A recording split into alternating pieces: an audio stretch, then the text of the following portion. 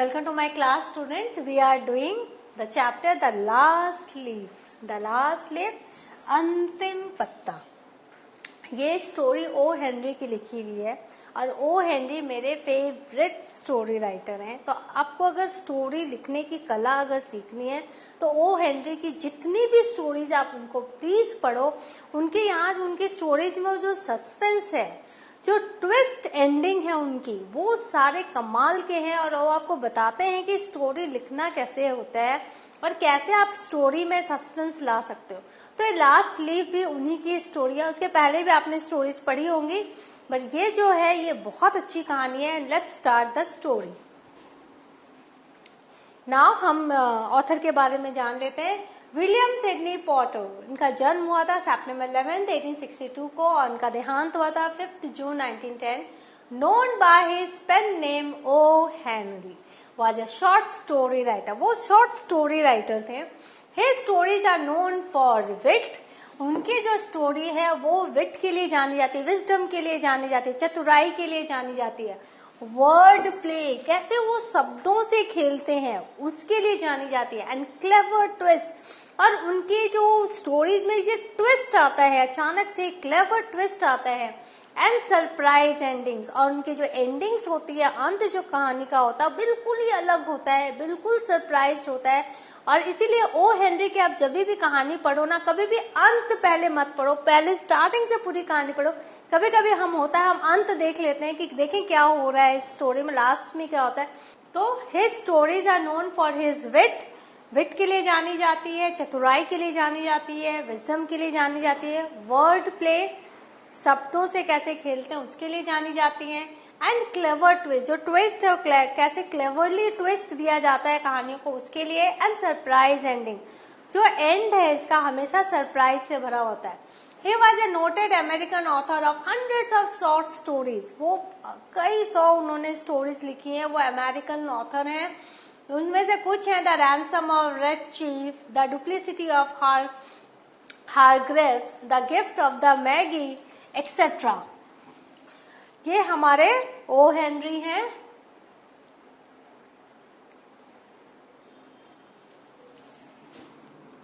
Now the last leaf takes place in Greenwich Village. कौन सा village है? Greenwich Village है. A bohemian neighbourhood in New York City sometimes in the early 20th century. तो ये New York City में वो एक उसका बोहेमियन नेबरहुड है न्यूयॉर्क सिटी में, और ये अर्ली 20th सेंचुरी के आसपास की ये कहानी है. ग्रीनविच विलेज उस समय का है. The narrator remarked that the labyrinthine winding streets of the neighborhood make it an ideal home for artists since debt collectors find the area difficult to navigate. तो वहां पर जो है इस विलेज में, ग्रीनविच विलेज में, ये जो जहाँ पर ये नेबरहुड है वहां पर क्या है कि जो भूल भुलैया की तरह रास्ते हैं. तो ये जो आर्टिस्ट होते थे, जो पेंटिंग करते हैं, आर्टिस्ट होते थे, उनके लिए एक आइडियल होम यहाँ होता था. क्योंकि जो डेट कलेक्टर्स थे वो यहाँ पे ढूंढ नहीं पाते थे उनके घरों को, और उनको थोड़ी दिक्कत होती थी आने के लिए. तो ज्यादा से ज्यादा जो आर्टिस्ट थे वो यहाँ रहना पसंद करते थे. ये देखो ग्रीनविच विलेज उस समय का.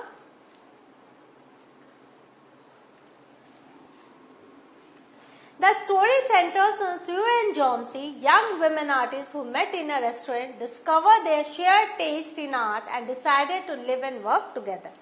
तो ये जो स्टोरी है ये कौन से दो कैरेक्टर के ऊपर? सू एंड जॉन्सी, ये दो सहेलियां हैं जो यंग वुमेन आर्टिस्ट है, और वो एक रेस्टोरेंट में मिली थी और उन्होंने देखा कि उनके जो टेस्ट हैं आर्ट में सेम है. And so they decided to live and work together. तो उन्होंने कहा हम एक ही घर में रहेंगे, एक साथ काम करेंगे. दे shared N inexpensive studio at the 3rd story of an old house. तो एक पुराने घर के 3rd story में, 3रे माले में उन्होंने एक सस्ता सा एक कमरा लिया हुआ था.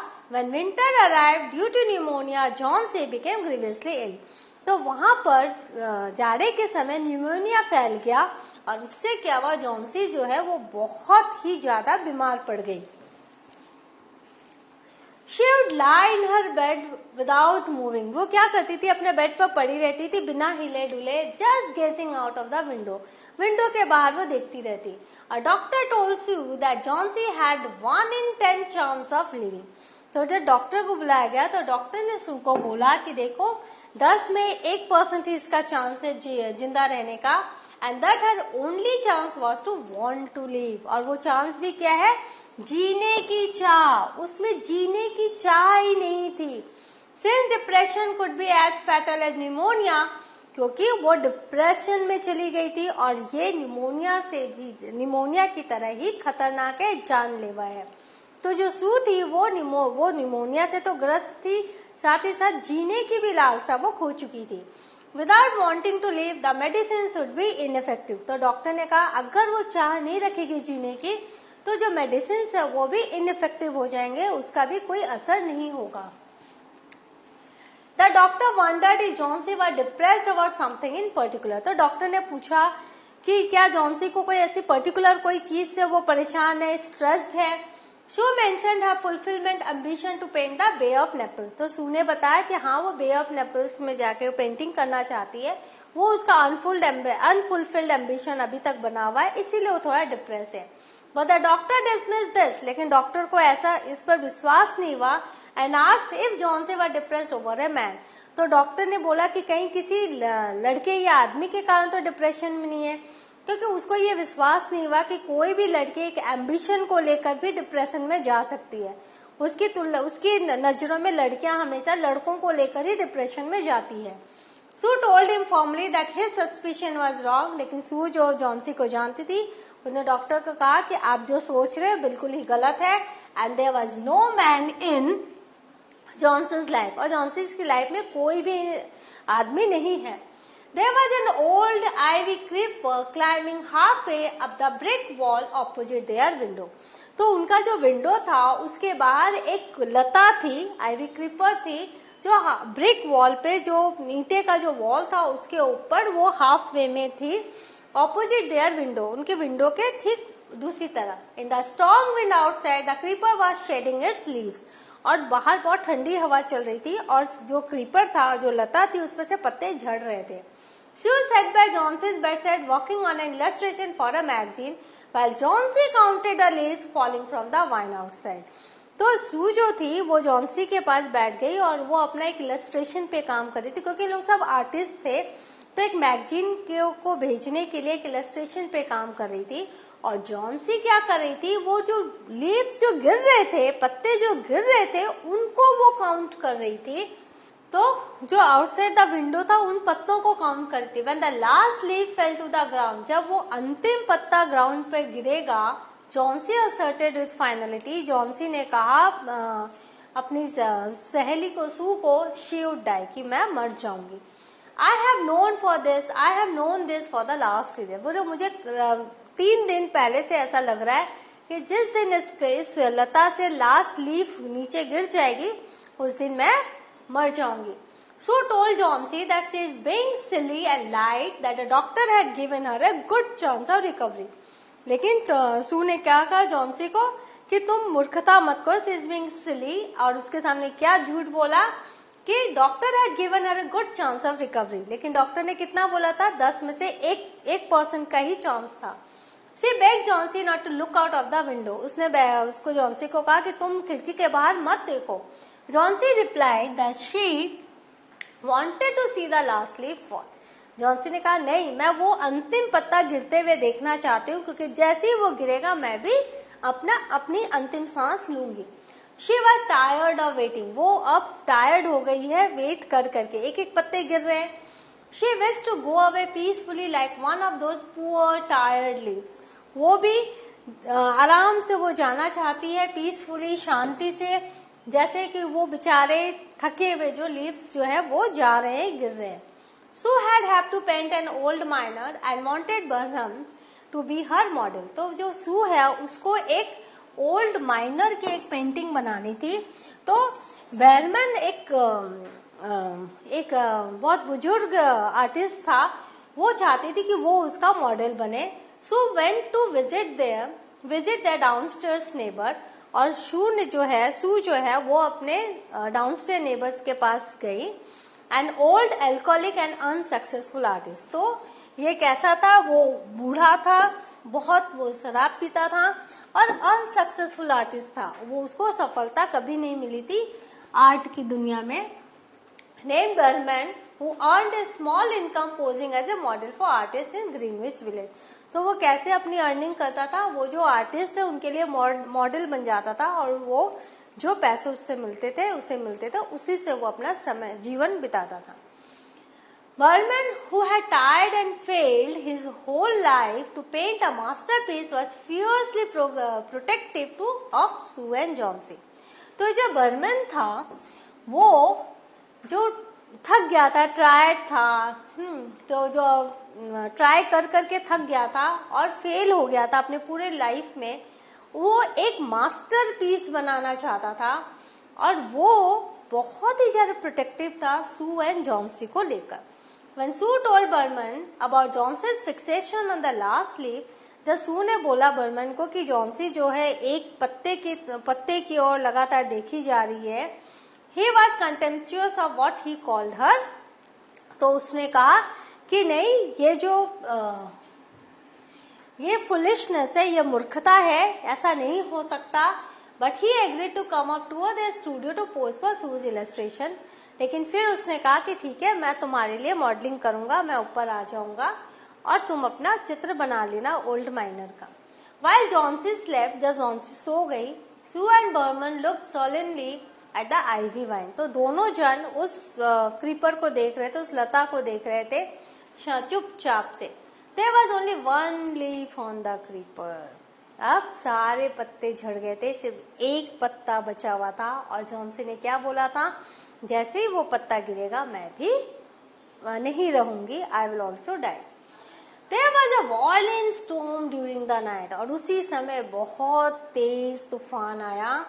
But in the morning, लेकिन सुबह, when Sue pulled up the shade covering their window, जब उसने वो शेड हटाया जिससे कि वो विंडो ढका हुआ था, the last leaf was still clinging tenaciously to the vine। वो जो लास्ट लीफ था वो अभी भी वो लता से लगा हुआ था। It looked quite green and healthy। लेकिन वो पीला नहीं लग रहा था, वो ग्रीन लग रहा था और हेल्दी लग रहा था। In spite of the storm and the fierce winds, it didn't fall। बहुत तेज आंधी चल रही थी, बहुत तेज हवा चल रही थी, फिर भी वो नहीं गिरा। Johnsy was sure that it would have fallen during the night। Johnsy तो बहुत ही श्योर थी कि वो रात को वो जरूर गिर जाएगा। But she said that it would fall today instead। लेकिन उसने कहा अगर रात को नहीं गिरा तो आज तो वो पक्का गिरने वाला है। And when it did, she would go too। और जिस समय वो गिरेगा तो ये भी दुनिया छोड़ के चली जाएगी। Sue begged her not to think like this। सू ने उसको कहा कि तुम ऐसा मत सोचो। She asked her what would happen to her if she died। उसने कहा अगर तुम चली जाओगी तो मेरा क्या होगा।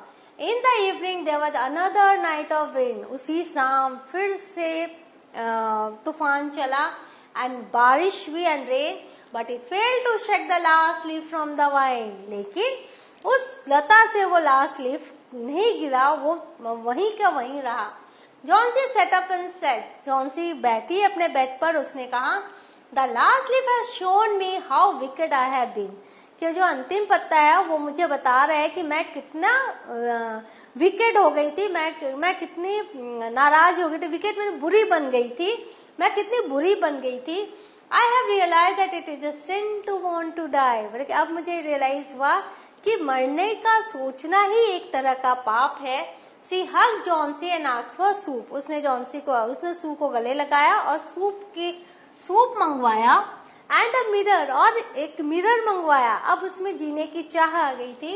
अ little later Johnsy mentioned her ambition to paint the Bay of Naples. और उसने फिर से अपना एम्बिशन दोहराया कि मुझे बे ऑफ नेपल्स को पेंट करना है। The doctor visited and predicted that she would recover. Doctor आया, बड़े खुश हुए इसको देखकर। उसने कहा कि अब ये ठीक हो जाएगी। The doctor inform the women that Behrman had caught pneumonia and needs to be hospitalised. तो उन्होंने कहा कि जो बर्मन है वो उसको निमोनिया हो गया है and needed to be hospitalise, और उसको हॉस्पिटलाइज करना है। This is needed. This will be E and D. Needed to be hospitalized. The next day Sue told Johnson that Berman had died. लेकिन next day Johnson को Sue ने क्या बताया कि जो बर्मन है वो गुजर चुका है. He was ill for only 2 days. सिर्फ 2 दिन से वो बीमार था. The janitor found him sick in his room, dressed in cold, wet clothes, as though he had been out in the storm. तो जो जेनिटर है उसने उसको बीमार पाया उसके रूम में. वो एकदम dressed in cold wet clothes, क्योंकि वो कौन से कपड़े पहना था, वो गीले कपड़े में था और ऐसा लग रहा था कि वो आंधी में बाहर गया है. In his room they found a ladder, और उसके रूम में उनको क्या मिला, एक सीढ़ी मिली, एंड पेंटिंग मटेरियल्स, पेंटिंग के मटेरियल्स मिले, एंड अ लैंटर्न, और एक लालटेन मिली, स्टिल लाइटेड, जो लाइटेड थी, जल रही थी, which reveal that he had stayed out all night, जो ये रिवील कर रहा था कि वो सारी रात बाहर था. He painted the image of a leaf onto the wall so that Johnsy would think the last leaf had survived the storm. Actual में वो उस लीफ को जो गिरा ही नहीं इतनी बारिश और तूफान में, वो जो लीफ था वो नेचुरल नहीं था, वो बर्मन मेड था, उसने पेंट किया था. और वो लीफ जब गिरा नहीं तो जॉन्सी को जीने की फिर से लालसा पैदा हुई. उसने कहा कि जब लास्ट लीफ स्टॉर्म सर्वाइव कर सकता है तो मैं भी अपने आप को वापस से जीने की आशा मेरे में भी जग सकती है. She realized it and said, Johnsy, look at that ivy leaf. Haven't you wondered why it doesn't flutter? लेकिन सू को पता चल गया कि जो लीफ था वो असली नहीं था. उसने जॉन्सी को बताया, क्योंकि अब जॉन्सी ठीक हो रही थी. Look at that ivy leaf. उस पत्ते की तरफ देखो. Haven't you wondered why it doesn't flutter when the wind blows? क्या तुम्हें ये जान के क्या सोच के आश्चर्य नहीं लग रहा कि वो क्यों नहीं फड़फड़ा रहा था जब बहुत तेज हवा चल रही थी? कैसे फड़फड़ाएगा, वो तो असली पता था ही नहीं, वो तो पेंटिंग थी. That's Burman's masterpiece. वो बर्मन्स का मास्टरपीस था जिसके लिए वो जिंदगी भर सोचता रहा. He painted it the night the last leaf fall. क्योंकि वो जो पत्ता था वो तो 2 दिन पहले ही गिर चुका था. जब बर्मन ने उसे देखा वो गिर चुका है तो जॉन्सी की लाइफ के बारे में सोच के वो आंधी में बाहर गया. लैडर से उसने वो ऊपर चढ़ा और वहीं पर पत्ते को पेंट किया. इसीलिए वो ग्रीन एंड हेल्दी लग रहा था और इसीलिए वो गिरा नहीं दूसरे दिन भी जब बारिश और तूफान आया. ये देखो, ये है यहाँ पर पेंट कर रहा है और ये वो पत्ता. Actually it's a painting and it's a masterpiece of Burman.